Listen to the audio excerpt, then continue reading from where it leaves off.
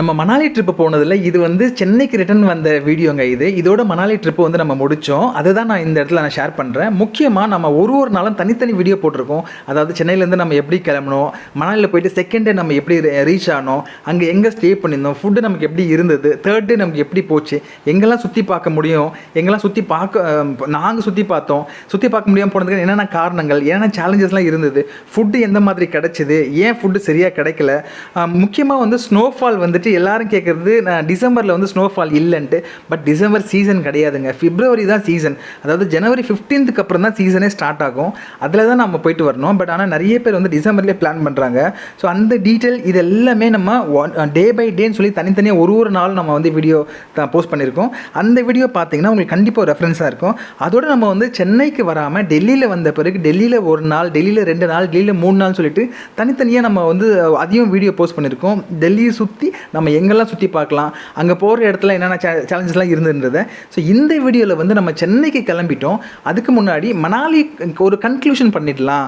நம்ம மணாலி போகிறவங்களுக்கு வந்துட்டு நம்ம என்னென்ன திங்ஸ் எடுத்துகிட்டு போனோம், இல்லை எந்த மாதிரி வந்துட்டு நம்ம அங்கே சின்ன சின்ன விஷயங்கள்லாம் நம்ம ஃபேஸ் பண்ண வேண்டியதுக்குன்னு சொன்னால், ஃபஸ்ட்டு நம்ம பார்க்க வேண்டியது டிசம்பரில் பிளான் பண்ணக்கூடாதுங்க. என்ன கேட்டால் ஜான் ஃபெப் தான், இன்னமும் கூட டைம் இருக்குது. அதுலேயும் நீங்கள் கூகுள் சர்ச் பண்ணி ஃபோர்காஸ்ட்னு சொல்லி போட்டு மணாலி ஃபோர்காஸ்ட்னு போட்டுட்டு அதில் ஸ்னோஃபால் எப்போ விழுதுன்ற மாதிரி சர்ச் பண்ணிங்கன்னா உங்களுக்கு ஒரு ஐடியா கிடைக்கும். அந்த டேட்டுக்கு ஏற்ற மாதிரி நீங்கள் பிளான் பண்ணி டிக்கெட் போட்டிங்கன்னா இன்னும் சூப்பருங்க. ஏன்னா நாங்கள் வந்து லைவ் ஸ்னோஃபாலில் அப்படியே என்ஜாய் பண்ணோம். அப்படி நின்ன ஒன்று அப்படியே மேலே வந்து ஸ்னோஃபால் அப்படி நம்மளை வந்து பிளஸிங் பண்ணுற மாதிரி இருந்து சொன்னோம் இல்லைங்களா. அதனால் அதெல்லாம் வந்து ரொம்ப ரேராக தான் கிடைக்கும். ஸோ அதுக்கேற்ற மாதிரி டிக்கெட் போடுங்க.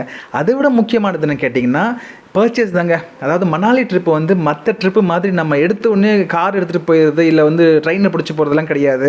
அதுக்கு முன்னாடி நிறைய திங்ஸை வந்து நம்ம வந்து கொஞ்சம் பணம் கொடுத்து வாங்கிட்டு பக்காவாக பேக் பண்ணி தான் போனோம். அதில் வின்டருக்குன்னு சில ட்ரெஸ் கோட் இருக்குல்ல, அது ஃபுல்லாகவே வாங்கினோம். அதுலேயும் குறிப்பாக வந்து தெர்மல் வியர் தான் ரொம்ப ரொம்ப முக்கியம். ஏன்னா நாங்கள் பண்ண தவிர நீங்கள் பண்ணக்கூடாது. நாங்கள் என்ன நினச்சோன்னா, நமக்கு தான் வந்து ஜர்கின் இருக்குது, நமக்கு தான் ஷொட்டர் இருக்குது, நம்ம ட்ரெஸ்ஸு இந்த மாதிரி இருக்குது, பெரிய என்ன சொல்கிறது ரொம்ப ரஃப்பான ட்ரெஸ்லாம் இருக்குல்ல, அதெல்லாம் நமக்கு வந்து மேனேஜ் பண்ணிவிட்டு அப்படி கிடையவே கிடையாது.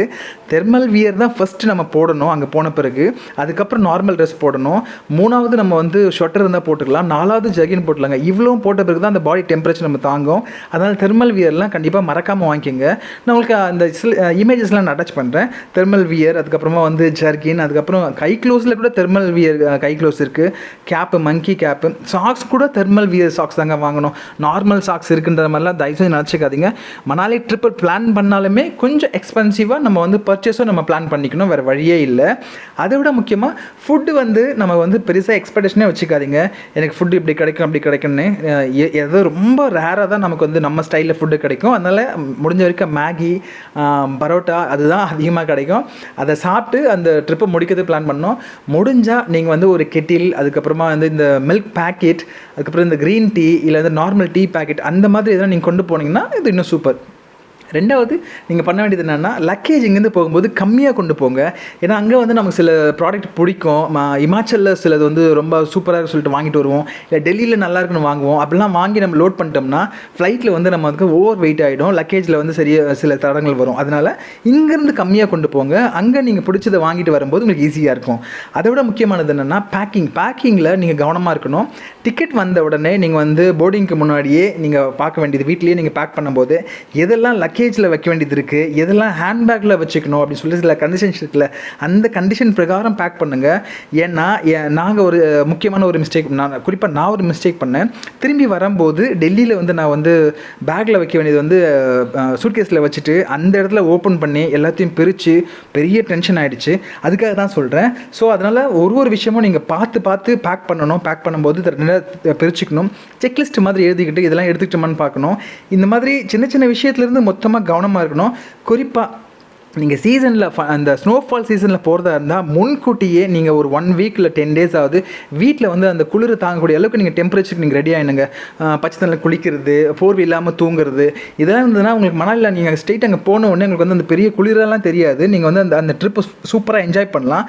இல்லைனா ஃபீவரோ கோல்டோ வந்து நமக்கு வந்து சொதப்பலாயிடும். ஸோ இது எல்லாமே ஒரு சின்ன சின்ன விஷயமெல்லாம் நீங்கள் கவனமாக பார்க்க வேண்டியது இந்த ட்ரிப்பில்.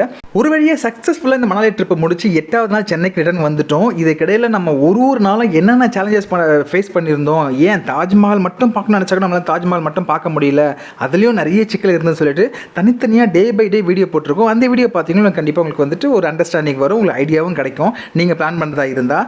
ஸோ மணாலி போகிறவங்க ஏதாச்சும் உங்களுக்கு டவுட் இருந்ததுன்னா கண்டிப்பாக நீங்கள் கமெண்ட் பண்ணுங்கள், நான் உங்களுக்கு என்னால் முடிஞ்சிருக்கு நான் அந்த பல்ப் சொல்கிறேன். அண்ட் மணாலி போயிட்டு வந்தவங்க உங்களோட எக்ஸ்பீரியன்ஸை வந்து நீங்கள் ஷேர் பண்ணுங்கள் கமெண்டில். அடுத்தவங்க பார்க்கும்போது அது அவங்களுக்கு ஏதோ ஒரு வகையில் டிப்ஸாக இருக்கும். ஸோ இந்த வீடியோ உங்களுக்கு பிடிச்சிருக்கு நான் நம்புகிறேன். மறக்காமல் லைக் பண்ணிட்டு நம்ம சேனலோட தொடர்ந்து இருக்கணும்னு சொல்லிட்டு அன்பாக கேட்டுக்கிறேன். தேங்க்யூ.